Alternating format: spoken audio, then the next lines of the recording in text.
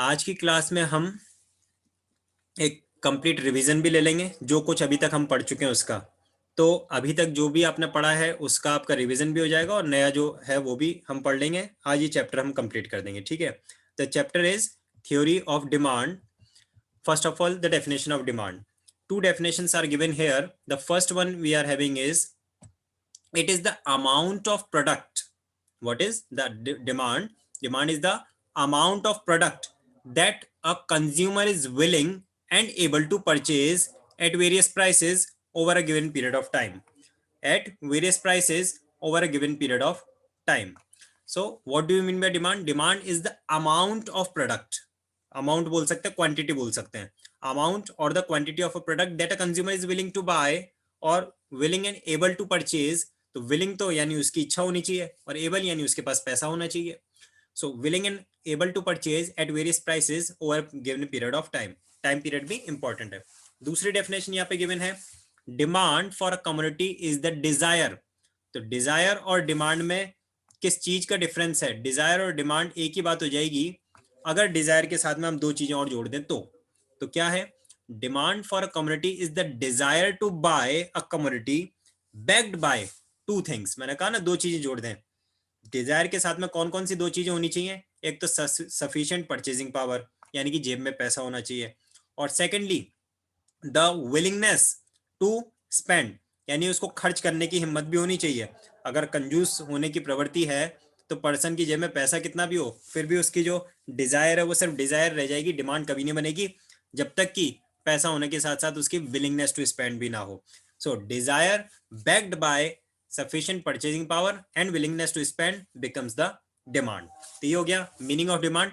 इसके बाद में हम लेते हैं क्या? The demand function. What do we mean by demand function? Demand function is the functional relationship.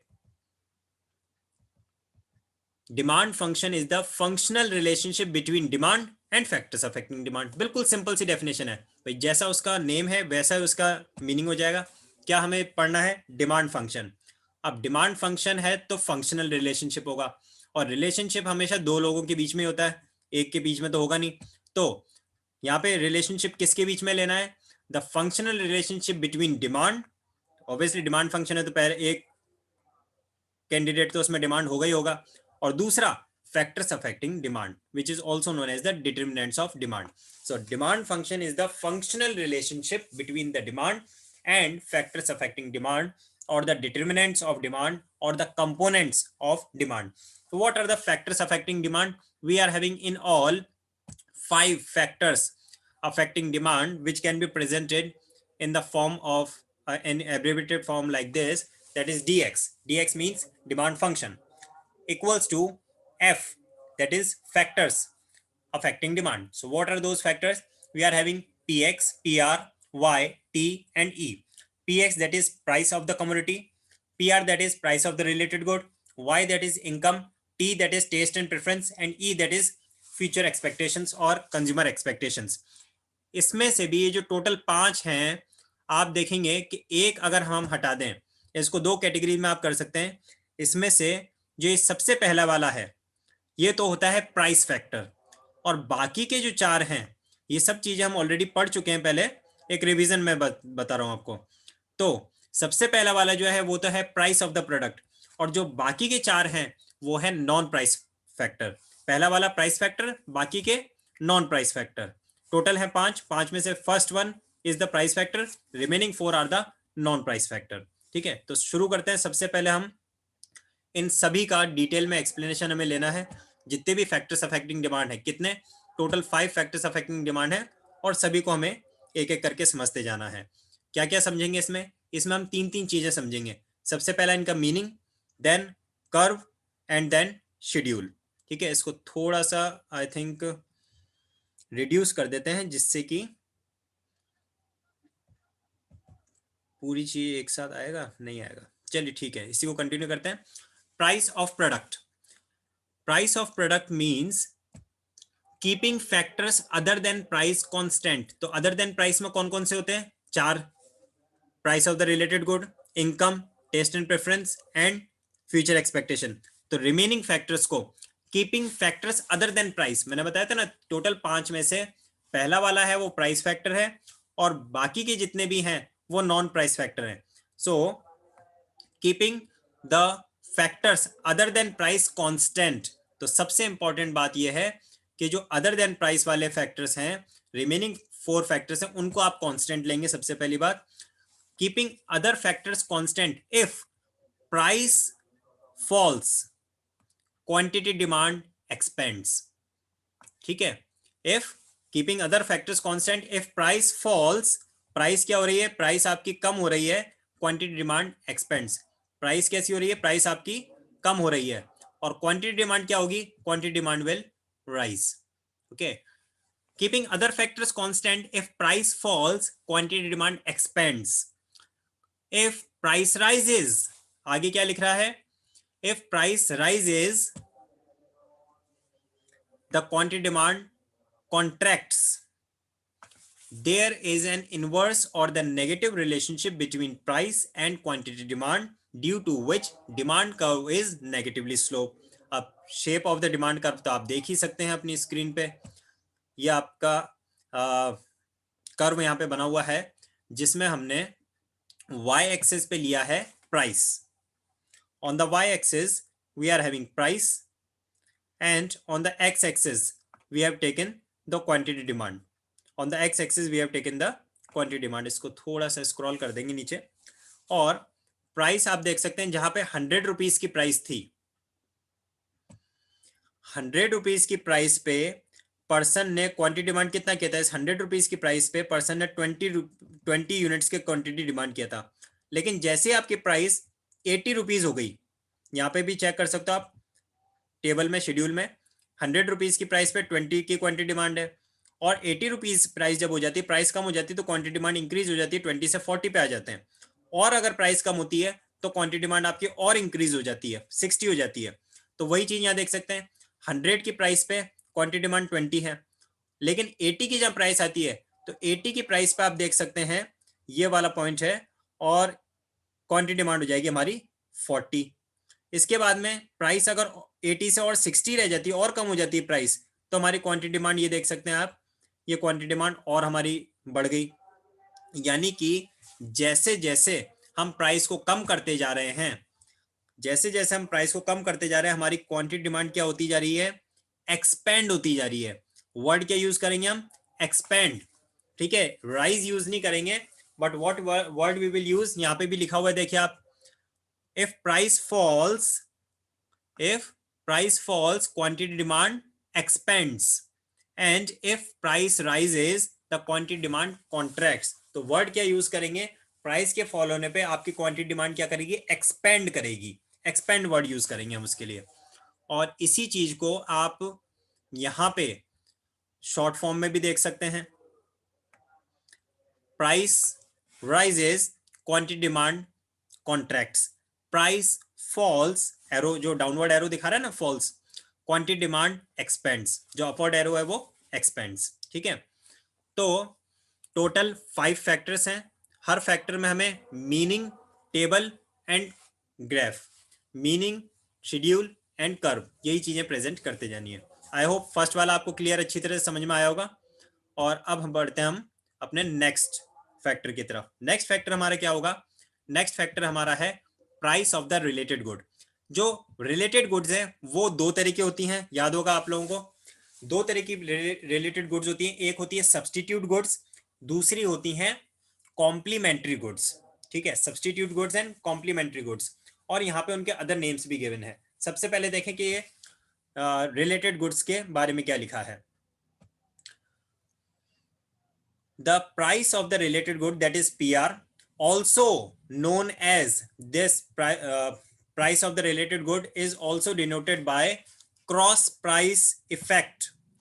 ये पहले भी हमने पढ़ा था, आपको याद होगा, और इसको ध्यान रखना, अगर एग्जामिनेशन में क्रॉस प्राइस इफेक्ट के बारे में कुछ भी आ जाता है तो आपको price of the related good का टॉपिक एक्सप्लेन करना है।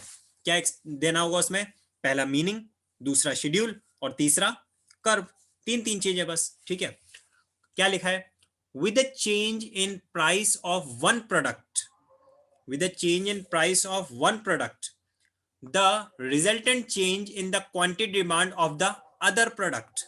यानी प्राइस किसकी चेंज हो रही है, प्राइस एक कमोडिटी की चेंज हो रही है और क्वांटिटी डिमांड में चेंज आ रहा है दूसरी कमोडिटी के। तब अगर ऐसा होता है तो इन दोनों कमोडिटीज को हम क्या बोलेंगे, इन दोनों कमोडिटीज को हम बोलेंगे रिलेटेड गुड्स।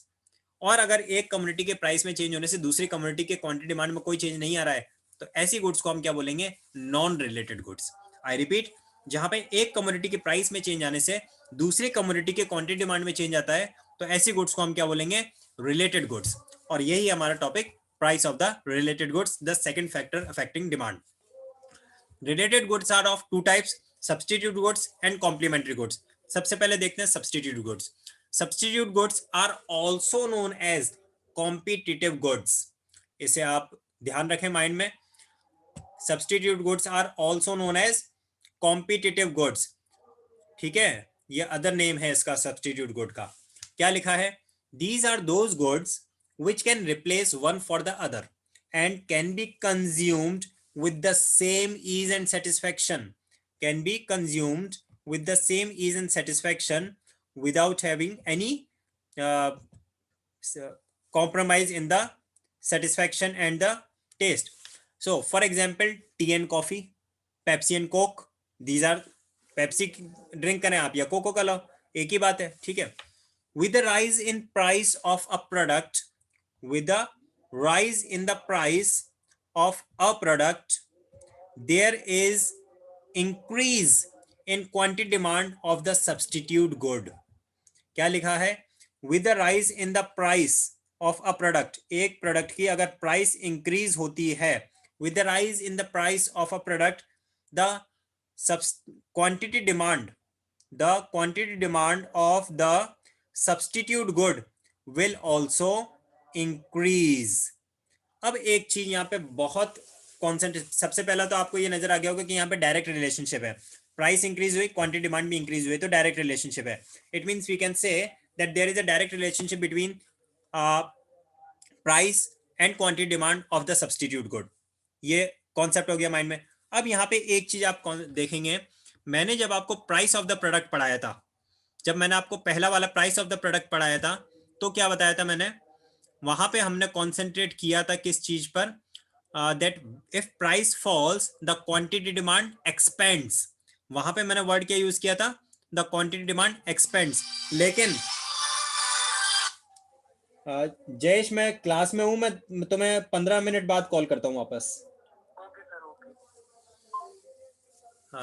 क्या बोल, हाँ, तो जब हमने क्वांटिटी, जब हमने प्राइस फैक्टर को कंसिडर किया था, जब हमने प्राइस फैक्टर पढ़ा था तो हमने देखा था if price falls the quantity demand expends. लेकिन यहां पे मैंने वर्ड इंक्रीज कैसे यूज किया है, there is an increase in quantity demand. क्या चेंज आ गया, तो देखिए जब हम प्राइस फैक्टर की बात करते हैं, मैंने आपको बताया था जो फैक्टर्स अफेक्टिंग डिमांड है वो दो कैटेगरीज में होते हैं, पहला होता है प्राइस फैक्टर और दूसरा होता है नॉन, बाकी के सारे होते हैं नॉन प्राइस फैक्टर। जब कभी भी हम प्राइस फैक्टर को स्टडी करेंगे तो हम वर्ड यूज करेंगे expand and contraction, expansion and contraction. लेकिन जब कभी भी हम नॉन प्राइस फैक्टर्स को स्टडी करेंगे तो हम वर्ड यूज करेंगे इंक्रीज एंड डिक्रीज। ठीक है, क्वेश्चन भी एग्जाम में बनता है इसका, difference between the change in quantity demanded and change in demand, जो हमारा इस चैप्टर का लास्ट टॉपिक है। ठीक है, तो वहां पे भी हम ये देखना है, जब प्राइस फैक्टर की वजह से कोई चेंज आता है तो उसको हम बोलते हैं एक्सपेंशन एंड कॉन्ट्रैक्शन, और जब नॉन प्राइस फैक्टर की वजह से कोई चेंज आता है तो उसको हम बोलते हैं इंक्रीज एंड डिक्रीज। तो इस वजह से यहाँ पे price of the related good जो कि नॉन प्राइस फैक्टर है उसमें हमने वर्ड यूज किया है इंक्रीज। आई होप क्लियरली समझ में आ रहा होगा, है ना, कोई कंफ्यूजन हो तो आप बोल सकते हैं बीच में। चलिए इसी का मैं आपको शेड्यूल और कर्व और दिखा देता हूं। हालांकि रिलेशनशिप तो हमने देख ही लिया कि डायरेक्ट रिलेशनशिप था। देखिए यहाँ पे हमने एग्जांपल लिया टी एंड कॉफी का, और प्राइस भी हमने दोनों की लेते गए जिससे कि कोई कंफ्यूजन ना हो। तो टी की प्राइस लेनी है हमें, टी की तो हमें प्राइस को देखना है, 45 से 55 हो गई टी की प्राइस, यानी टी की प्राइस क्या हो गई, इंक्रीज हो गई। और क्वांटिटी डिमांड कॉफी की देखनी है, तो कॉफी की क्वांटिटी डिमांड 75 से 100 हो गई, ये भी इंक्रीज हो गई, यानी टी की प्राइसेस बढ़ी तो कॉफी की क्वांटिटी डिमांड भी बढ़ी। ठीक है, जबकि अगर आप देखेंगे quantity demand of, sorry, price, if we will concentrate over the price of the coffee, the price of the coffee was constant. There was no change in the price of the coffee, but still that quantity demand has increased, because this is known as cross price effect, जो कि related goods में, price of the related goods में देखने के लिए मिलता है। यहाँ पे जो मैंने आपको कर्व बना के दिखाए हैं, दो कर्व दिखाए हैं, एक में हमने quantity demand of coffee and price of the coffee लिया है, और दूसरे में हमने price of T and quantity demand of coffee लिया है।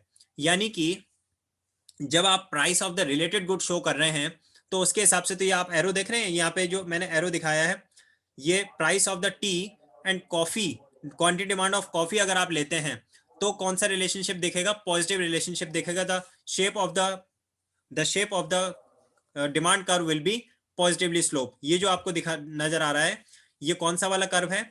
Where we have taken the price of tea, यहाँ पे प्राइस हमने लिया टी की, और क्वांटिटी डिमांड लिया है कॉफी का। So there is a positive relationship between the price of one commodity and the quantity demand of its substitute good. लेकिन अगर आप प्राइस ऑफ कॉफी और क्वांटिटी डिमांड ऑफ कॉफी को देखें तो देखिए प्राइस तो कांस्टेंट थी, 50 से 50 कोई चेंज नहीं था, सिर्फ क्वांटिटी डिमांड इंक्रीज हुई थी। तो हमारा shape of the demand curve कैसा हो जाएगा? The shape of the demand curve will be parallel to X axis. ठीक है, डिफरेंस समझ में आ गया दोनों कर्व्स में। एग्जामिनेशन में मैं तो यही सजेस्ट करूंगा कि आप दोनों बना दें, जिससे क्लियरिटी आ जाए, बिल्कुल कोई कंफ्यूजन ना रहे। इवन शेड्यूल भी आप दोनों प्रेजेंट करें, जिसमें price and quantity demand of T, price and quantity demand of coffee दोनों हमें लेनी है। ठीक है, कोई कंफ्यूजन हो तो बोलिए। No sir. Okay, after the class ये पूरा वीडियो मैं आप लोगों को लिंक सेंड कर दूंगा, तो दोबारा से आप देख लेना, आपका रिवीजन हो जाएगा। There is a direct relationship between the price of the product and the quantity demanded of its substitute good, due to which the demand curve will be positively sloped. The second kind of related good is complementary good, which is also known as gross demand. ये word मैंने आपको पहले भी बताया था, अगर याद हो तो। जो substitute good है उसको हम और किस नाम से जानते हैं? The substitute goods are also known as competitive goods, and the complementary goods are also known as gross demand. These are those goods which go side by side, without one the other is useless. Like example, car and petrol, mobile and memory card. Obviously mobile नहीं होगा तो memory card का क्या करेंगे? So car and petrol, mobile and memory card, these are the complementary goods, these are the gross demand. जब car purchase करते हैं तो पेट्रोल की डिमांड ऑटोमेटिकली इंक्रीज हो जाती है, अगर हम मोबाइल परचेज करेंगे तो मेमोरी कार्ड की डिमांड ऑटोमेटिकली इंक्रीज हो जाएगी। ठीक है, so these are the gross goods, these are the complementary goods जो कि एक साथ परचेज की जाती हैं। इनमें कैसा रिलेशनशिप होगा? इसमें अगर एक चीज की प्राइस में कमी आती है, अगर एक चीज की प्राइस में कमी आती है तो दूसरी कमोडिटी के क्वांटिटी डिमांड इंक्रीज हो जाएगी। क्यों? क्योंकि जब एक चीज की प्राइस में कमी आएगी तो उस चीज की क्वांटिटी डिमांड बढ़ेगी, उसकी क्वांटिटी डिमांड बढ़ेगी तो दूसरी की क्वांटिटी डिमांड भी इंक्रीज होगी। क्या लिखा है देखिए स्क्रीन पे, with the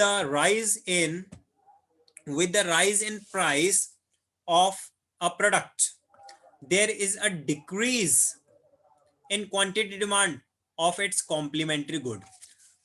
with the rise in price of a product there is a decrease, price increase हो रही है, क्वांटिटी डिमांड डिक्रीज हो रही है, ऑफ इट्स कॉम्प्लीमेंट्री गुड। कौन सा रिलेशनशिप हो गया? There will be an inverse relationship between the price of a commodity and its complementary goods. Complementary goods में इनवर्स रिलेशनशिप देखने के लिए मिलता है। अब यहाँ पे शेड्यूल दे रखा है, शेड्यूल और कर्व को आप देखें। सबसे मैं इसको थोड़ा सा स्क्रॉल कर देता हूँ।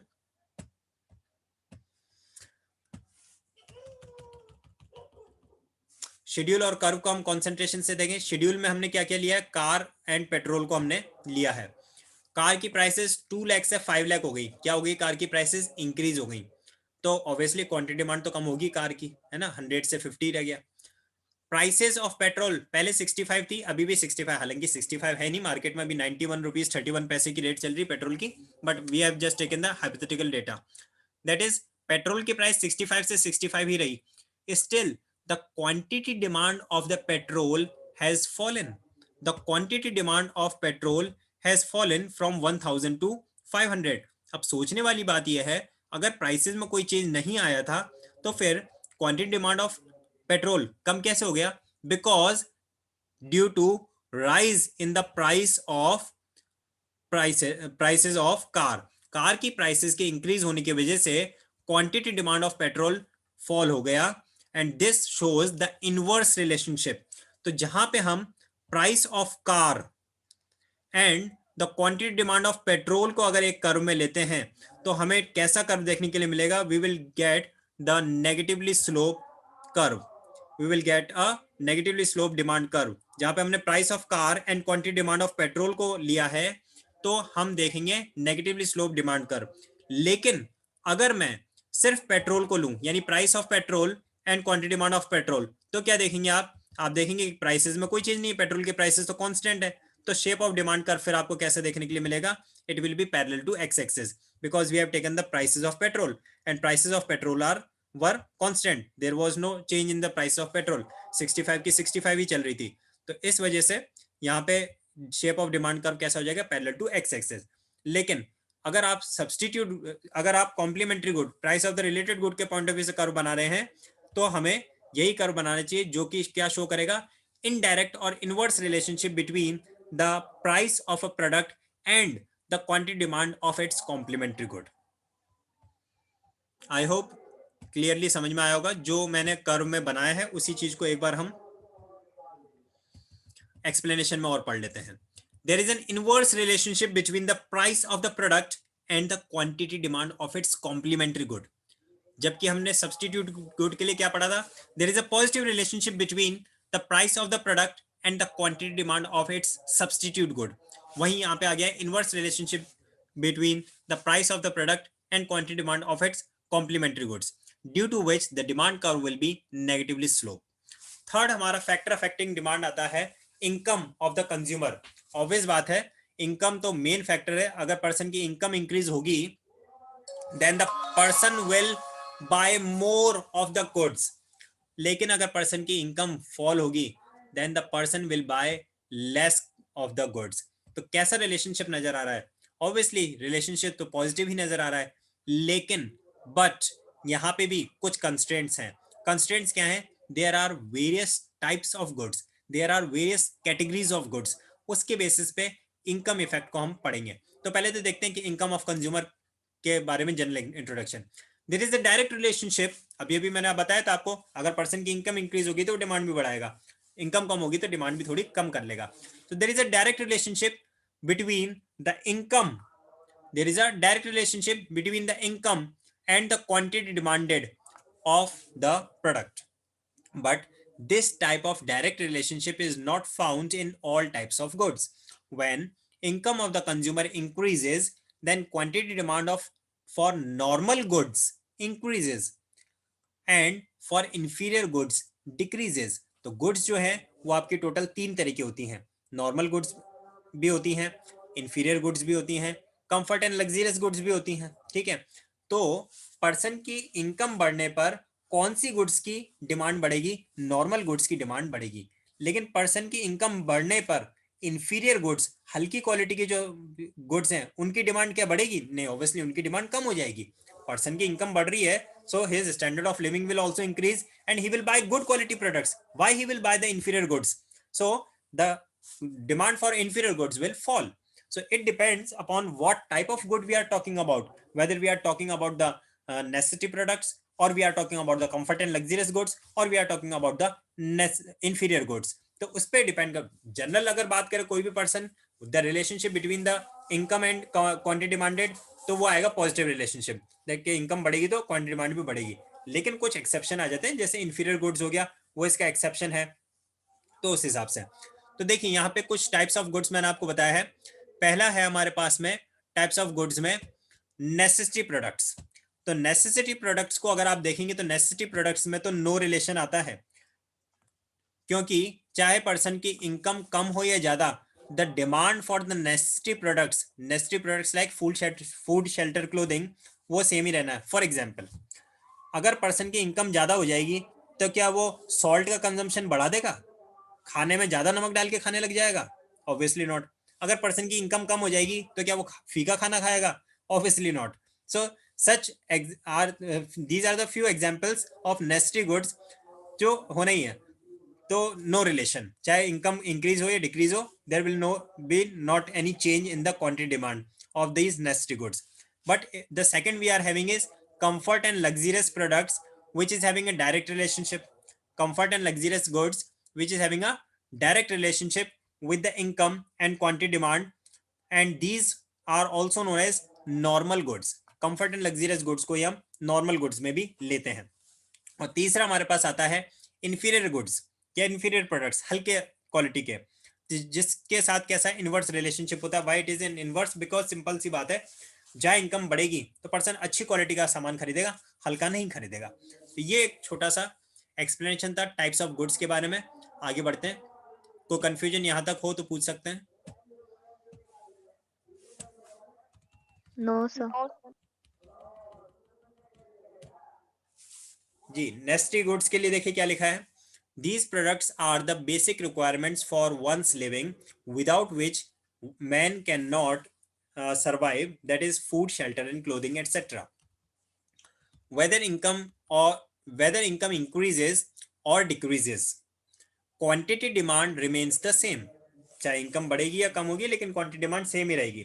There is no relation between the rise or fall in the income with the quantity demanded. तो ज्यादा कोई चेंज आने वाला नहीं है. पर्सन की इनकम बढ़ेगी तो भी वो necessary goods, food, shelter, clothing तो उतना ही लेगा, और आपके इनकम कम होगी तो भी उतना ही लेने वाला है. सेकंड आता है हमारे पास में comfort and luxurious goods, which are also known as normal goods. इन्हें हमें ध्यान से पढ़ना है. Also known as standardize products. Normal goods को हम स्टैंडर्डाइज प्रोडक्ट्स भी कहते हैं.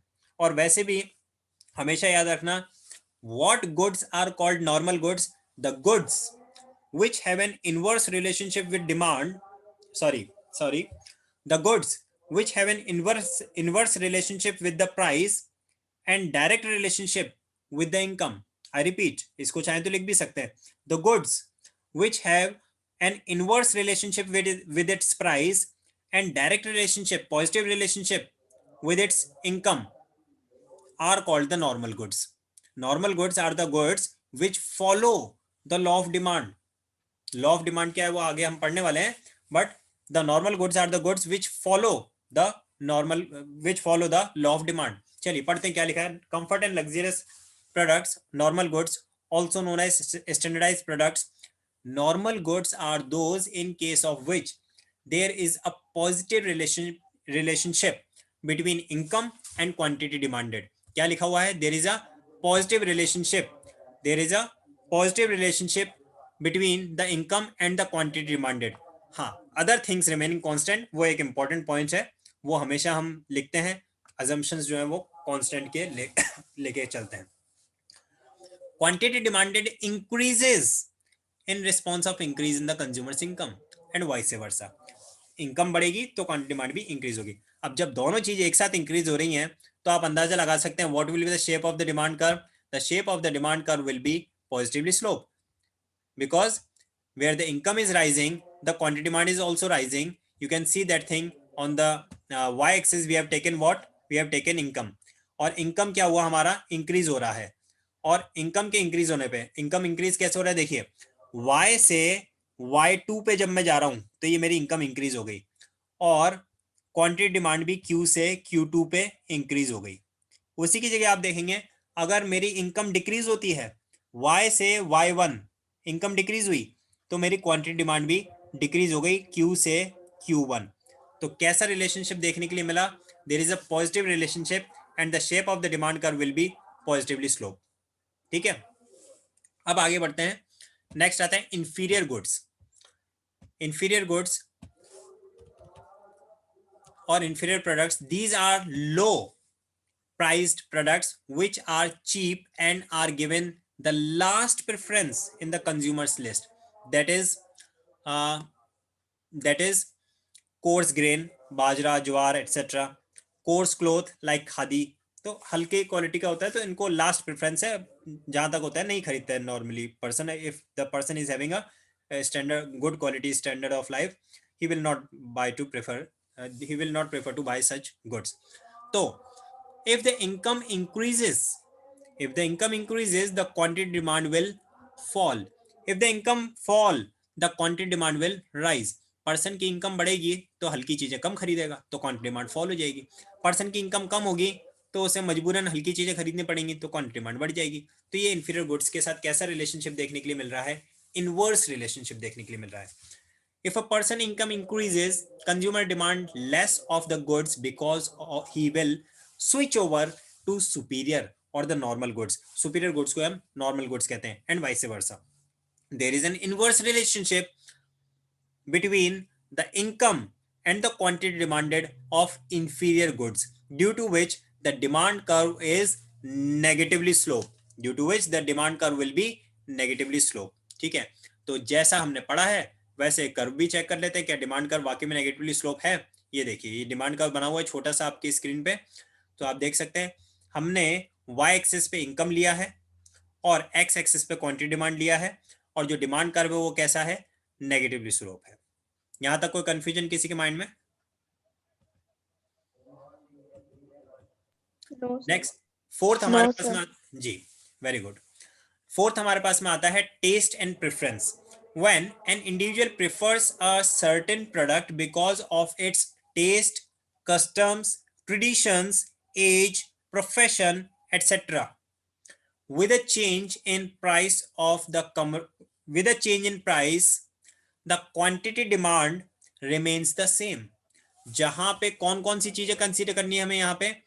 Where a person prefers to buy a certain product due to its taste, customs, traditions, age, profession etcetera. ये वाली जब चीजें आ जाती है, जो सोशल फैक्टर्स जिनको आप कह सकते हैं, वो जहां पे आ जाते हैं, तो फिर आप प्राइसेस कम हो या ज्यादा, there will not be much change in the quantity demand. For example fruits, chocolates etcetera. अब डेयरी मिल्क मार्केट में 5 रुपए की आए या वो 20 रुपए की, मैगी 10 रुपए की आए या 20 रुपए की, अगर खानी है तो खानी है. So fruits, chocolates, etc. These are the few of the examples. Factors which affect taste are. अब कौन से ऐसे factors हैं जो taste को भी affect करते हैं? First one is natural factors may bring favorable or unfavorable change. Second is advertisements. Third is health. ठीक है, इसका ज्यादा डिटेल मैंने लिखा नहीं है क्योंकि इतना डीप में जाने की जरूरत नहीं है. मैं सिंपली बता देता हूँ. नेचुरल फैक्टर्स में क्या होता है, मैंने पहले भी जैसे बताया था कि नॉर्थ इंडिया में अलग तरह की चीजें खाई जाती हैं, साउथ इंडिया में अलग तरह की चीजें खाई जाती हैं. नॉर्थ इंडिया में पंजाब, दिल्ली जाओगे छोले भटूरे खाने के लिए मिलेंगे. साउथ में जाओगे आपको वहां पे आपको इडली डोसा वगैरह खाने के लिए मिलेगा. तो वो क्या हो गया, वो नेचुरल जहाँ पे जिस तरह का एनवायरनमेंट है उसके हिसाब से चीजें कंजम्पशन हो रहा है.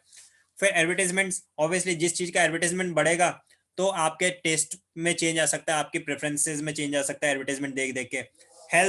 हेल्थ अच्छी होती है तो हम हेल्थ प्रोडक्ट्स लेते हैं, प्रोटीन वगैरह लेते हैं. बीमार होते हैं तो डॉक्टर कहता है फ्रूट्स खाइए, मेडिसिन खाइए. तो हेल्थ से भी टेस्ट में चेंज आ सकता है. ठीक है, तो ये सारी चीजें थोड़ा सा कंसिडर कर सकते हैं आप. और लास्ट आता है इसमें एक्सपेक्टेशंस. फ्यूचर एक्सपेक्टेशंस भी बहुत हद तक हमारे डिमांड को अफेक्ट करती है. अगर हमें नियर फ्यूचर में प्राइसेस में कोई चेंज होने की एक्सपेक्टेशन होती है तो हम करंट अपनी डिमांड में भी चेंज ले आते हैं. देखिए क्या लिखा है, if a consumer expects a significant change in the availability of the concerned commodity in the near future. अगर कोई बता दे कि भी थोड़े दिन बाद में मार्केट में इस चीज की शॉर्टेज आने वाली है, तो लोग क्या करेंगे, अभी से खरीद के इकट्ठा कर लेते हैं. जब लॉकडाउन डिक्लेयर होने वाला था तो मोदी जी ने पब्लिक स्पीच देते समय, पब्लिक में एड्रेस करते समय बार बार इस बात के लिए कहा था, हमारे कंट्री में किसी भी चीज की कमी नहीं है, आप लोग जबरदस्ती ज्यादा खरीद के इकट्ठा ना करें, वरना क्या होगा, ज्यादा खरीद के इकट्ठा करने की वजह से जरूर कमी हो जाती. ठीक है, so if a consumer aspects a significant change in the availability of the concerned commodity in the near future, he may decide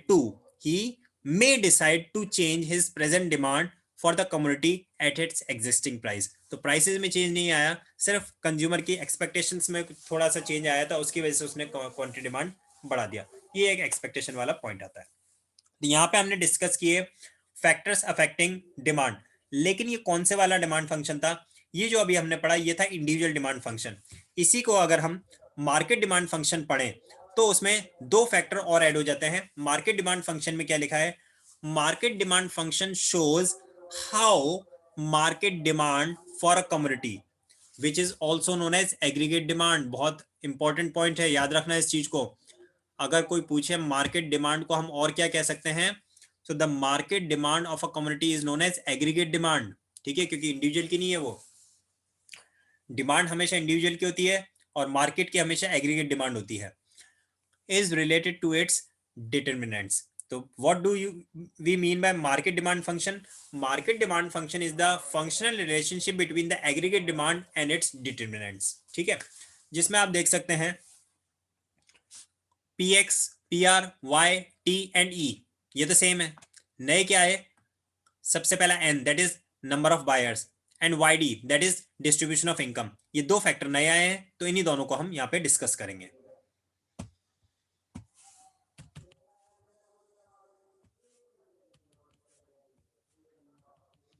सबसे पहला पॉपुलेशन साइज और the number of buyers. Demand increases with increase in the number of buyers for a community even at the existing prices। सही बात है, अगर number of buyer ज्यादा होंगे तो डिमांड तो ज्यादा ही होगी। ठीक है, second point distribution of income. If redistribution of income increases, I repeat, if redistribution of income increases inequality, जो इनकम डिस्ट्रीब्यूट कर रहे हैं उससे अगर इनइक्वलिटी आती है इकोनॉमी में, that is rich becoming richer and the poor becoming poorer, यानी कि जो अमीर है वो तो और अमीर होता जा रहा है और जो पुअर है वो बिल्कुल गरीब हो गया। The demand for luxurious goods is expected to rise.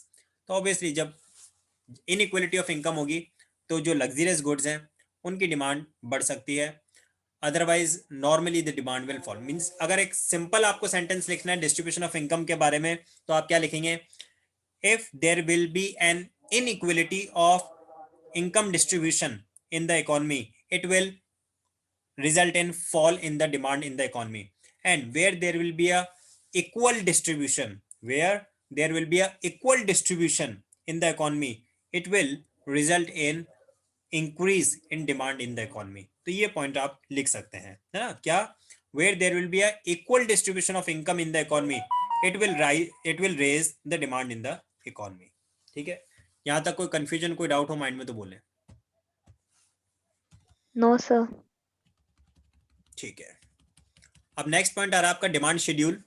थोड़ा सा 5-7 मिनट क्लास एक्सीड हो सकती है, लेकिन इसको टॉपिक को आज हम कंप्लीट ही कर देते हैं। ठीक है, फिर आता है आपका demand schedule. It is a tabular statement showing the amount of product that a consumer is willing to purchase at various prices over a period of time, the type of demand schedule. ठीक है, तो types देख लेते हैं demand schedule के types क्या क्या है। डिमांड शेड्यूल क्या है, सबसे पहली बात तो ये समझे अपन।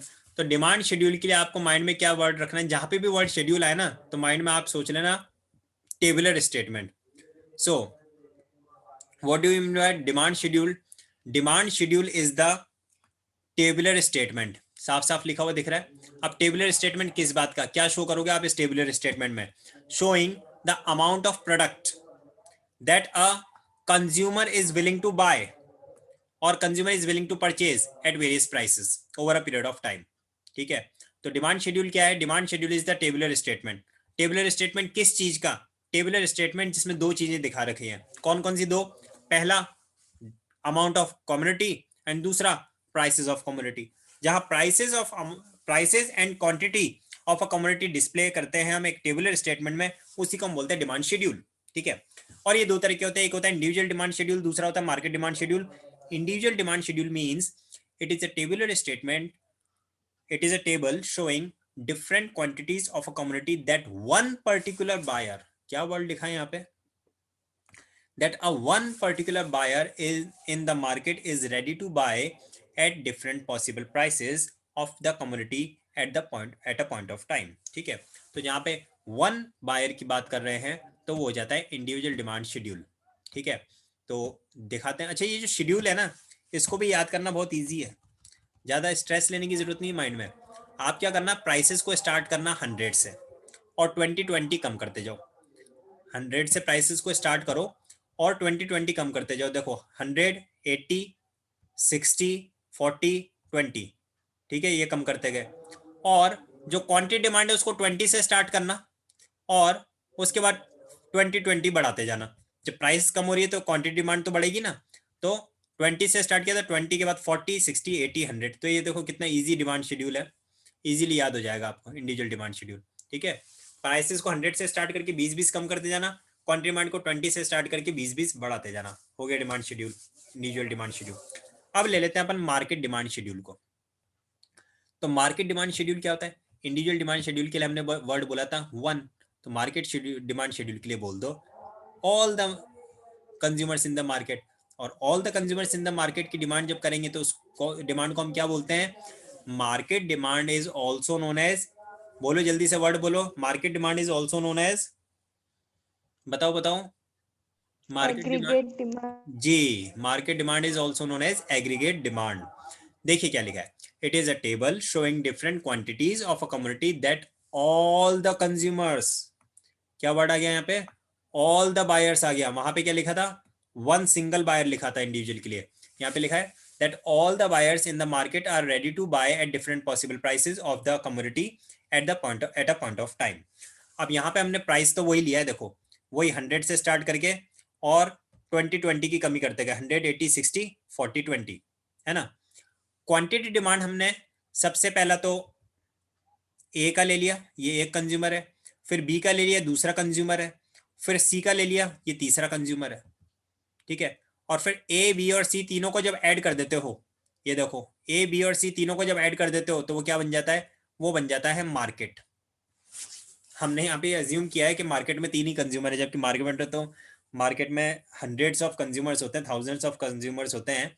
बट हमने यहाँ पे अज्यूम किया है कि मार्केट में 3 ही कंज्यूमर थे और तीनों को हमने ऐड कर लिया, तो मार्केट क्वांटिटी या मार्केट डिमांड बन गया।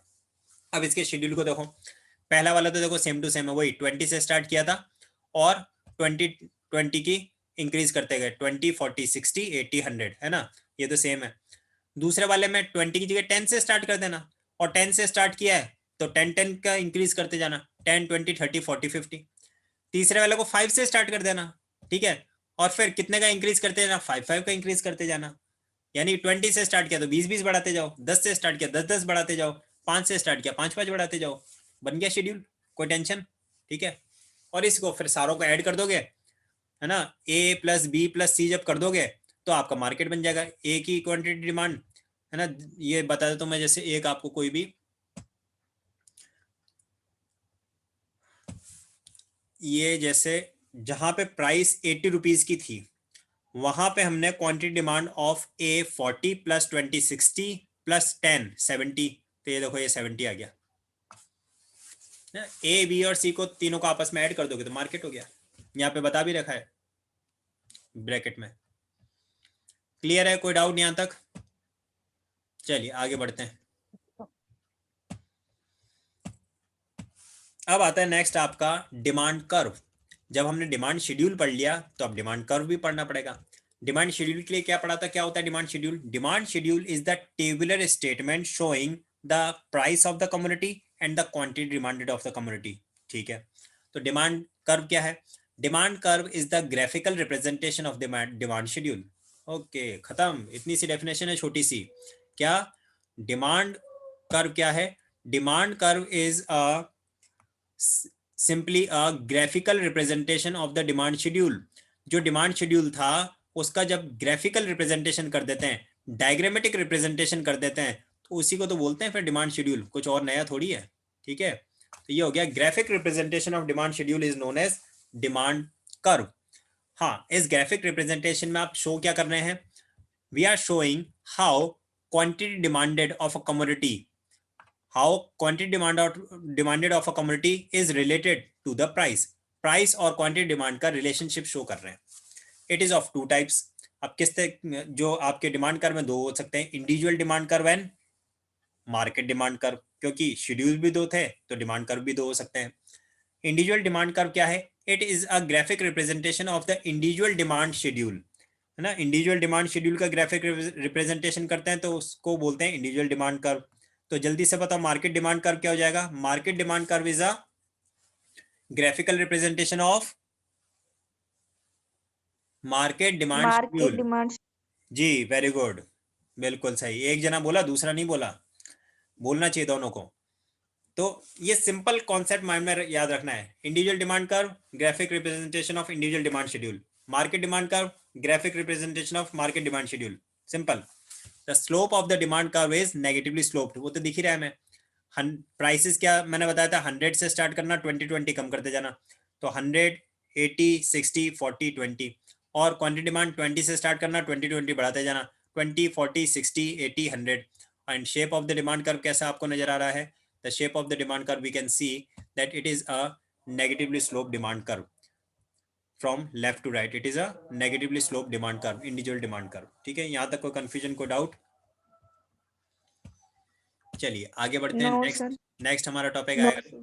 Market demand curve. थोड़ा ज्यादा पीछे हो गया, ये रहा।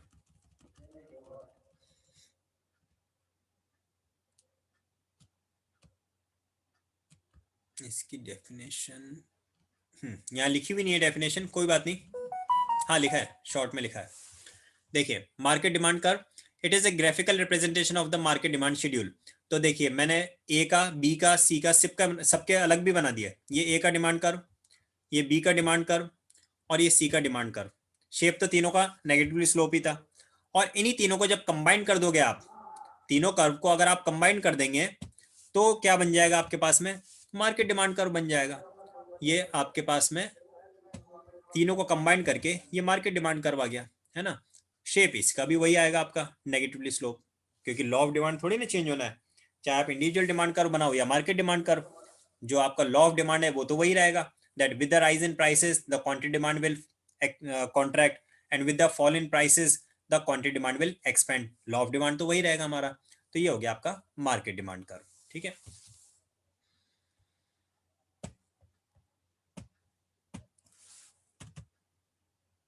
अब आता है हमारा next topic, most important topic of the chapter, law of demand. और जैसे कि मैंने पहले आपको बताया था, लॉ ऑफ डिमांड का क्वेश्चन अगर आपको एग्जामिनेशन में मिलता है तो आपको 5 चीजें प्रेजेंट करनी है। सबसे पहला डेफिनेशन, दूसरा शेड्यूल, तीसरा कर्व, चौथा एक्सप्लेनेशन, पांचवा अजम्पशंस। ठीक है, सीक्वेंस चाहो तो उनका चेंज कर सकते हो, बाकी ये 5 चीजें आपको प्रेजेंट करनी है। तो देखिए क्या लिखा है लॉ ऑफ डिमांड के लिए। सबसे पहले तो हमने डिमांड फंक्शन को लिख दिया यहाँ पे। डिमांड फंक्शन क्या था हमारा? dx equals to F P X P R Y T N E, keeping other factors constant. कौन से अदर फैक्टर्स की बात कर रहे हैं? अदर फैक्टर यानी कि फैक्टर अदर देन प्राइस। मैंने आपको याद हो तो थोड़ी देर पहले ही आपको बता दिया था कि ये जो टोटल 5 फैक्टर्स हैं, इन 5 में से जो पहला वाला है, ये पहला वाला तो होता है प्राइस फैक्टर, और रिमेनिंग जो होते हैं 4, रिमेनिंग 4 होते हैं नॉन प्राइस फैक्टर। तो ये कौन से अदर फैक्टर की बात कर रहा है? अदर फैक्टर का मतलब है non price factor. Keeping other factors constant, if price rises consumer demand less of the product and vice versa. If price rises the consumer demand less of the product and vice versa. That is, if price falls, the consumer demand more of the product. There is an inverse relationship. There is an inverse relationship between the price and the quantity demanded. किसके बीच की inverse relationship है? The price and the quantity demanded. That is why the shape of the demand curve is negatively slope. ठीक है, और इसी चीज को, that is, if price rises, quantity demand contracts, and if price falls, quantity demand expends. इसी को हम एक इस तरह का ये एब्रिवेटेड फॉर्म में भी प्रेजेंट कर सकते हैं। ठीक है, अब यहाँ पे एक वर्ड लिखा था हमने, कीपिंग अदर फैक्टर्स कांस्टेंट। ये जो यहाँ पे लिखा है ना, कीपिंग अदर फैक्टर्स कांस्टेंट, तो कौन से अदर फैक्टर्स की बात कर रहा है ये? Prices, factors other than price की। फैक्टर्स अदर देन प्राइस में क्या क्या है हमारे पास में? हमारे पास में पी आर, ठीक है, हमारे पास में है P R, Y, T and E. इन चारों को आपको कांस्टेंट मानना है। इसका मतलब अजम्पशंस कितने होंगे? 4 ही अजम्पशन होंगे आपके। जो आपके ये फैक्टर अदर देन प्राइस है वही अजम्पशन होंगे। सबसे पहला देखिए, price of the related goods do not change. Second देखिए, size of income is the same. Third देखिए, taste and preference are constant. Fourth देखिए, अदर फैक्टर्स आर फिक्स्ड। बस मतलब वो expectation, there is no change in the future expectation, so other factors are also fixed. और अब क्या देना है हमें, अब हमें इसमें देना है next demand schedule and curve, क्योंकि हमने मीनिंग दे दिया, अजम्पशंस दे दिए। ये आ गया आपके सामने शेड्यूल एंड कर्व। कौन सा शेड्यूल है? अभी अभी जो मैंने आपको याद करवाया था, प्राइस को 100 रुपए से स्टार्ट करना, 20-20 के कम करते जाना, क्वांटिटी डिमांड 20 से स्टार्ट करना, 20-20 बढ़ाते जाना। ठीक है, तो ये वही डिमांड शेड्यूल है और वही डिमांड कर्व है। तो आपने डेफिनेशन प्रेजेंट किया, अजम्पशन प्रेजेंट किया, शेड्यूल प्रेजेंट किया, कर्व प्रेजेंट किया।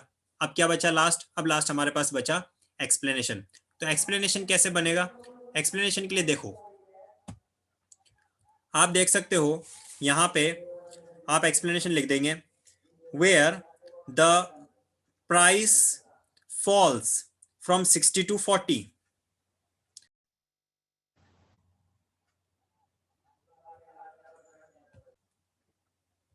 जी, तो आपने ये शेड्यूल देख लिया और कर्व देख लिया। अब क्या बचा हमारे पास में? एक्सप्लेनेशन। तो एक्सप्लेनेशन के लिए आपको क्या देखना है?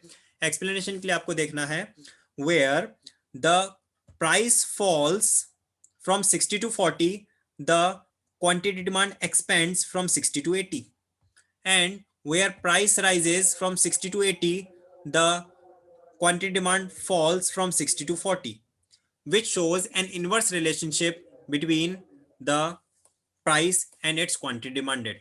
बस ये चीज अगर आप लिख देंगे तो ये हो जाएगा आपका एक्सप्लेनेशन।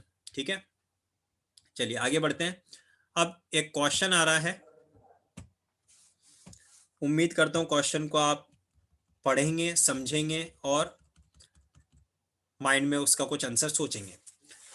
3 क्वेश्चन यहाँ पे लिखे हैं और इत्तेफाक से तीनों क्वेश्चन का आंसर सेम ही है। पहला, why slope of demand curve is negatively slope curve, और we can say why the demand curve is negatively slope curve. Second question, why more quantity is demanded at the low price. Third is why demand curve slopes downwards. इन तीनों question में से कोई भी question examination में आपको मिलता है, सेम आंसर हमें प्रेजेंट करना होगा। क्या है आंसर? देखिए, सबसे पहला, law of diminishing marginal, sorry, the following are the main causes of downward sloping of the demand curve. तो कौन कौन से पॉइंट्स हैं जिसकी वजह से जो डिमांड कर्व है वो डाउनवर्ड स्लोपिंग होता है, जिसकी वजह से कम प्राइस होने पर लोग ज्यादा क्वांटिटी डिमांड करते हैं। So first one is law of diminishing marginal utility. Law of diminishing marginal utility हम प्रीवियस चैप्टर्स में ऑलरेडी पढ़ चुके हैं, आप लोगों को याद होगा। That is what does law of diminishing marginal utility means? Law of diminishing marginal utility means when more and more units of a commodity are consumed at a point of time, the additional satisfaction derived from each successive unit keep on falling। ये था law of diminishing marginal utility, याद आया होगा। ठीक है, तो वही एक पहला फैक्टर है कि ज्यादा प्राइसेस पे हम कम क्वांटिटी क्यों डिमांड करते हैं, या कम प्राइसेस पे हम ज्यादा क्वांटिटी क्यों डिमांड करते हैं। पहला, law of diminishing marginal utility. According to this law, as consumption of a commodity increases, marginal utility of each successive unit goes on diminishing to a consumer. Accordingly, for every additional unit to be purchased, the consumer is willing to pay less and less price। क्यों? क्योंकि अब उसको utility कम मिल रही है। जब उसको utility कम मिल रही है तो अब वो कम प्राइस का पेमेंट करेगा। ठीक है, सेकंड देखिए, income effect. Income effect refers to change in quantity demanded when real income of the buyer changes owing to the change in price of the commodity। इसका मतलब यह है कि जब मार्केट में प्राइसेस कम होती हैं तो प्राइसेस के कम होने से पर्सन की इनकम पहले जो थी अगर सेम भी रहे तो भी उसकी परचेजिंग पावर बढ़ जाती है। यानी कि जेब में 10 रुपए थे और मार्केट में आलू अगर 10 रुपए किलो है तो वो उसकी परचेजिंग पावर है 1 किलो आलू खरीदने की। लेकिन अगर मार्केट में वो आलू की प्राइसेस कम होकर 5 रुपए हो जाएगी, अब उसकी परचेजिंग पावर हो जाएगी 2 किलो आलू खरीदने की। यानी क्या हुआ? सेम इनकम की परचेजिंग पावर इंक्रीज हो गई। किस वजह से? Because of the income effect. ठीक है, आगे देखिए, नेक्स्ट आता है हमारे पास में third, that is substitution effect. ये सारे रीजंस हैं why the demand curve is negatively slope के। Substitution effect, when the price of a commodity falls it becomes cheaper in comparison to the other commodities. सीधी सी बात है, हमने substitute good पढ़ा था ना, अगर किसी कम्युनिटी की प्राइसेस फॉल होती हैं तो दूसरी कम्युनिटी से सस्ता हो गया. अब दूसरी कम्युनिटी से सस्ता हो गया तो क्या होगा, जो बायर्स वो दूसरा कम्युनिटी खरीद रहे थे, few of those buyers will switch over to this community also. तो क्या होगा, इस कम्युनिटी की डिमांड इंक्रीज हो जाएगी. Thus, consumer starts to substitute this community in place of the other community they had been using earlier. In this way, the demand for this community increases. Fourth देखिए क्या है, size of the consumer group. जब prices कम होती हैं तो size of the consumer group expand हो जाता है. पहले 10 लोग खरीद रहे थे, अब 20 लोग खरीदेंगे उसको. जब 20 खरीदेंगे तो ऑब्वियसली डिमांड तो बढ़नी है. ठीक है, फिर आता है फिफ्थ पॉइंट आपके पास में, different uses. Many goods have alternative uses. When the price of a commodity is high, it will be used to meet more important demand. Thus, its total demand will fall. Conversely, with a fall in the price, it will be demanded for different uses, so its total demand will raises. जब कोई चीज सस्ती होती है ना, तो हम उसको अलग अलग बहुत सारे यूजेस में ले लेते हैं. ठीक है, फॉर एग्जाम्पल अगर मिल्क है, मिल्क बहुत सस्ता है तो हम उसको मिल्क भी पियेंगे, उसके पनीर बना के भी खाएंगे, दही भी जमाएंगे, चाय भी पियेंगे, बहुत सारे काम ले ली. ठीक है, मिल्क अगर बहुत ज्यादा महंगा हो जाए तो हम क्या करेंगे, हम कहेंगे कि ये दही पनीर ये सब चीजें तो छोड़ो, क्योंकि चाय पीना जरूरी है, और चाय में भी थोड़ा क्या पानी मिला के बना लिया करो तो कम में काम हो जाए. तो क्या हुआ, हमने उसके डिफरेंट यूजेस से उसको लिमिटेड यूज पे लिया है प्राइसेस बढ़ने पर, और ऐसा करने से क्या हुआ, क्वांटिटी डिमांड कम हो गई. So these were the 5 points which explains you why the consumer demand less quantity at a higher price. ठीक है, और अब ये आता है आपके पास में exceptions to the law of demand. तो आर्टिकल्स ऑफ डिस्टिंक्शन जो होती हैं, आर्टिकल्स ऑफ सोशल डिस्टिंक्शन, वो exception to the law of demand होती हैं. उसके एग्जाम्पल्स यहाँ पे लिखे हुए हैं. लॉ ऑफ डिमांड क्या कहता है कि प्राइसेस बढ़ती हैं तो consumer will demand less, and eight the low prices the consumer will demand more. लेकिन ये कुछ ऐसे चीजें हैं जिनके जो एक्सेप्शन है लॉ ऑफ डिमांड की, प्राइसेस मार्केट में कम हो या ज्यादा, लेकिन इनकी प्राइस हमेशा बढ़ती ही है. जैसे precious diamonds, vintage cars etcetera. तो ये तो लोग क्या है कि स्टेटस सिंबल वगैरह होता है, तो उसके हिसाब से प्राइसेस बढ़ती हैं तो भी इनकी डिमांड और बढ़ती जाती है. तो ये एक exception to law of demand है. एक और exception to of law of demand में आप ले सकते हैं नेस्टी गुड्स का. अब नेस्टी गुड्स तो क्या है कि परचेज करनी है पर्सन को, तो उसके हिसाब से. ठीक है, गिफन गुड्स भी कहते हैं इनको, नेस्टी गुड्स को हम गिफन गुड्स भी कहते हैं. Giffen goods are highly inferior goods showing a very high negative income effect. As a result, when prices of such commodity falls, क्या लिखा है, the prices of such commodity falls, their demand also falls. यानी कि price fall हो रही है, demand भी fall हो रही है, प्राइस राइज हो रही है, डिमांड भी फॉल हो रही है, डिमांड भी राइज हो रही है. दोनों का क्या पॉजिटिव रिलेशनशिप नजर आ रहा है. When the price of such commodity falls, their demand also falls. ये क्या है, ये गिफन गुड्स हैं. Giffen goods which are highly inferior goods, these are named after professor Giffen. और इंफीरियर गुड्स होती हैं, इसका आता है कई बार क्वेश्चन आ जाता है directly, what do you mean by Giffen goods. So Giffen goods are the highly inferior goods which has the positive relationship with the price and highly negative relationship with the income. Person की income बढ़ती वो Giffen goods की demand कम कर देता है, and this is popularly known as Giffen paradox. Giffen paradox के नाम से ये कॉन्सेप्ट एग्जामिनेशन में पूछ लिया जाता है. और एक थर्ड इसमें आता है, ये सब एक्सेप्शन में हम पढ़ रहे हैं. सबसे पहला एक्सेप्शन मैंने आपको बताया था, गुड्स ऑफ सोशल डिस्टिंक्शन, जो स्टेटस सिंबल दिखाती है. ठीक है, अब जैसे एप्पल का फोन है, एप्पल का आईफोन आता है, वो कितना भी महंगा होता जाए तो भी जिनको खरीदना है वो उसको खरीदेंगे. क्यों, क्योंकि उनको उसको स्टेटस सिंबल दिखाना है. ऐसा थोड़ी वो महंगा हो जाता है तो उसकी डिमांड कम हो जाती है, वो लोग खरीदेंगे फिर भी स्टेटस सिंबल के बाद. तो वो अलग कैटेगरी में आ जाता है, सोशल डिस्टिंक्शन वाली गुड्स में आ गया. सेकंड आ गया गिफन गुड्स का, जिसका भी जो प्राइस के साथ में डायरेक्ट रिलेशनशिप है. और थर्ड आता है व्हेन कंज्यूमर जज क्वालिटी ऑफ अ कम्युनिटी. ये तो एक रियल सिचुएशन है. व्हेन द कंज्यूमर जज the quality of a community with the price. जब माइंड में क्या आता है, सपोज मैं दो चीजें दिखाऊं, देखिए ये 5 रुपए का है, ये 6 रुपए का है, तो आपके माइंड में क्या आएगा, जरूर 6 रुपए वाला अच्छी क्वालिटी का होगा. और जैसे ही ये फोबिया माइंड में आया नहीं, हमने कौन सा वाला खरीदा, जो महंगा था वो खरीदा, जबकि लॉ तो ये कहता है जो सस्ता है वो खरीदना चाहिए था। तो व्हेन द कंज्यूमर जज quality of a commodity by its price, there also the law of demand fails. अब आता है हमारा इस चैप्टर का last topic, that is change in quantity demand and change in demand. बस 5 मिनट में और लूंगा और उसके बाद अपना ये चैप्टर खत्म हो रहा है। Change in quantity demanded and change in demand, इसे हमें समझना है। और इसको समझने के लिए सिर्फ एक चीज आप ध्यान रखना, आपने टोटल कितने फैक्टर्स अफेक्टिंग डिमांड पढ़े हैं? There are 5 factors affecting demand. उन 5 में से मैंने आपको 2 कैटेगरी बताई थी। सबसे पहला जिसको हम बोलते हैं प्राइस फैक्टर, और बाकी के जो है वो क्या बोलते हैं, वो नॉन प्राइस फैक्टर। तो whenever there will be a change in demand due to the price factor, that will be called as the change in quantity demanded. change in quantity demand जब भी आएगा ना, वो प्राइस फैक्टर की वजह से आएगा, और change in demand जब भी आएगा तो वो आएगा नॉन प्राइस फैक्टर की वजह से। तो देखिए यहाँ पे क्या लिखा हुआ है। सबसे पहला पॉइंट आप देख सकते हैं, it occurs due to price factor, ठीक है। और इसके लिए क्या लिखा है, it occurs due to non price factor. फिर प्राइस फैक्टर कितने होते हैं? प्राइस फैक्टर तो एक ही है, पीएक्स।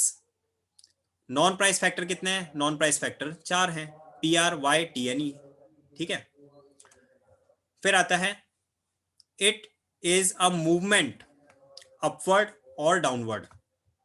जो चेंज इन क्वांटिटी डिमांडेड होता है उसको हम क्या बोलते हैं? उसको हम मूवमेंट बोलते हैं। Movement on the same curve, movement on the same curve, and it can be either upward movement or it can be either downward movement. लेकिन जो change in demand है वो क्या होता है? It is a shift. It is not a movement but it is a shift, and that shift can be either on the right hand side or on the left hand side of the original curve. ये shift है, इसलिए ये क्या होता है? Formation of a new curve. जबकि मैंने इसके लिए क्या लिखा है? चेंज इन क्वांटिटी डिमांड के लिए लिखा है it is on the same, it is on the same curve. लेकिन जो चेंज इन डिमांड है it is a formation of a new curve, क्योंकि वो शिफ्ट हो रहा है। और जबकि चेंज इन क्वांटिटी डिमांड क्या है? वो तो सिर्फ डायरेक्टली मूवमेंट है, ठीक है। अब इसी चीज को जब हम डायग्राम से देखेंगे तो आपको अच्छा समझ में आएगा। देखिए अगर एक सिंपली मैं आपको बताऊं, ये एक हमने y एक्सिस ले लिया, ये हमने x एक्सिस ले लिया, और इसके ऊपर हमने एक बना दिया डिमांड कर्व। ये हो गया अपना डिमांड कर्व, ठीक है। मैं बिल्कुल रफली बना रहा हूं तो उसको थोड़ा समझने की कोशिश करना। अब इसी पे ये ऐसा और ये कुछ इस तरह का है ना, ये अपन ज्वाइन करते हैं, तो ये हो गया डिमांड कर्व। अब जब मान लीजिए ये मूवमेंट होता है, या तो अपवर्ड मूवमेंट या फिर डाउनवर्ड मूवमेंट, तो ये कर्व होता है आपका चेंज इन क्वांटिटी डिमांडेड, ठीक है। और ये किस वजह से होता है? ये ड्यू टू प्राइस फैक्टर होता है। लेकिन इसी की जगह अगर मैं ये दूसरा एक बनाता हूं, ये y एक्सिस हमारा और ये हमारा x एक्सिस, ठीक है। और क्या बोला मैंने बोला है कि अब जो चेंज आएगा वो किस वजह से आएगा? वो नॉन प्राइस फैक्टर की वजह से आएगा। तो हमारा जो शेप ऑफ डिमांड कर्व है ना, वो किस तरह का बनेगा पता है आपको? वो एक तो ये बनेगा और दूसरा कर्व जो है वो ये बनेगा, यानी कि सेम कर्व में नहीं होगा, 2 अलग अलग डिफरेंट कर्व होंगे, क्योंकि जो प्राइस है आपकी वो तो कांस्टेंट रहनी है। जो आपकी प्राइस है वो तो कांस्टेंट रहनी है, चेंज तो क्या होना है? क्वांटिटी डिमांड ही चेंज होना है। ये चेंज हुआ क्वांटिटी डिमांड, ये इंक्रीज हो गया, और प्राइस पहले जो थी वही रही आपकी। तो क्या हुआ? ये ओरिजिनल कर्व था आपका और ये आपका न्यू कर्व बन गया। तो ये क्या लिखा है इसने? Formation of a new curve. जबकि यहाँ पे तो सेम कर्व बना हुआ है ना। और ये कौन सा शिफ्ट है? It is a right hand side shift. तो ये लिखा हुआ देखिए RHS। तो या तो it will be a shift to the right hand side और it will be a shift to the left hand side, ठीक है। आई होप ये चीज समझ में आया होगा आपके। और आगे 1-2 पॉइंट्स और जो बचे हैं उनको और हम कंप्लीट कर देते हैं। जो चीज मैंने आपको बना के बताया था वही आपकी स्क्रीन पे भी बने हुए हैं, सब कुछ ड्रॉन है ऑलरेडी जी। नंबर नहीं देना है। तो point number 5, type of change in quantity demanded. तो कितने तरह के होते हैं ये 2 तरह के होते हैं। पहले का नाम है एक्सपेंशन और दूसरे का नाम है कॉन्ट्रैक्शन। आपको याद होगा मैंने बताया था थोड़ी देर पहले आपको, whenever there will be a change in quantity demand due to change in price. It will change in price factor की वजह से जो चेंज आता है उसको हम expansion and contraction बोलते हैं, और नॉन प्राइस फैक्टर की वजह से जो चेंज आता है उसको हम increase in demand and decrease in demand बोलते हैं. ठीक है, अब ये जो कर्व आपका बना हुआ है इसमें आप देख रहे हैं ये कौन सा मूवमेंट है, this is a downward movement which is showing the expansion, क्योंकि यहाँ पे क्या हो रहा है, बढ़ रहा है ना, ये इंक्रीज हो रहा है, पहले क्यू डिमांड थी, अब क्यू से Q1 हो गया तो डिमांड बढ़ गई, तो एक्सपेंशन है, downward movement shows expansion in quantity demanded. While ये कौन सा मूवमेंट है, ये अपवर्ड मूवमेंट है, और अपवर्ड मूवमेंट क्या शो कर रहा है, upward movement shows the contraction, upward movement shows the contraction in the quantity demanded. यहां पे हम देखें तो इंक्रीज में क्या है, इंक्रीज में राइट हैंड साइड की तरफ शिफ्ट है और डिक्रीज में लेफ्ट हैंड साइड की तरफ शिफ्ट है. ये जो आपका है it is a movement on the same curve. यहाँ पे कितने कर्व नजर आ रहे हैं आपको, इसमें टोटल एक ही कर्व है ये डी, ठीक है, और उसी पे मूवमेंट हो रहा है अपवर्ड एंड डाउनवर्ड. लेकिन यहाँ पे कितने कर्व हैं, यहाँ पे एक कर्व है डी और दूसरा कर्व है D1 है ना, यहाँ पे भी एक कर्व है डी और दूसरा कर्व है D1. तो यहाँ पे क्या हो रहा है, यहाँ पे शिफ्ट इन द कर्व है and to the right hand side और to the left hand side. So this was the complete explanation of the whole chapter of theory of demand. I hope both of you must have enjoyed it, and if you find any queries, any doubt, you may ask and at any stage. Okay.